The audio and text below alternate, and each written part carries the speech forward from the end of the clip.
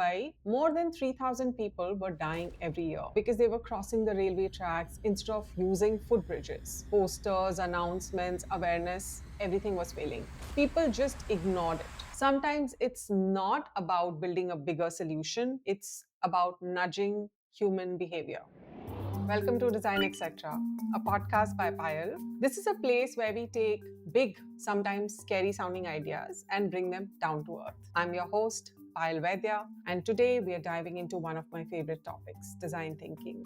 So, what is design thinking? At its heart, design thinking is a strategic and creative problem solving process that puts humans at the center. It's a little bit of method and a little bit of madness. Method stops us from running in circles, while madness gives us the permission to challenge assumptions. Raising your hand in a meeting and saying, what if we looked at it differently? I mean, what stops us, right? So here's an example. In Mumbai, more than 3,000 people were dying every year because they were crossing the railway tracks instead of using footbridges. The logical solution, yes, posters, announcements, awareness, but the problem was that everything was failing. People just ignored it. Instead, the government and some companies came together. They used behavioral design, visual nudges of yellow stripes just above the tracks, loud sound cues, and even emotional triggers to break people's automatic habits. Guess what?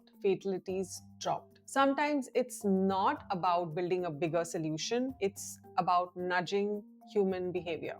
The first ingredient of design thinking is empathy, or as I like to call it, empathy plus plus. Doug Deeds, a designer from GE, once asked, how do we get kids to sit still in MRI machines? He reframed the problem statement. What if MRI rooms were a place for play? He turned these mundane, cold, scary machines into pirate ships. Suddenly, kids weren't terrified, they were excited. The second ingredient is reframing. So Maggie noodles, after their big ban, didn't just fight to survive. They reframed themselves as our noodles. Meri wali Maggie, hamari wali Maggie. Nostalgia did what PR couldn't do alone. And Airbnb, of course, you know about that, right? They reframed from a cheap place to stay to belong anywhere. And this created a revolution in tourism. It changed the way we all travel now. The third ingredient is collaboration with a yes and mindset. Instead of shooting ideas with this won't work, try saying yes and we could also, it transforms meetings from soul crushing into fun generative spaces. And honestly, who couldn't use a little more fun at work, right?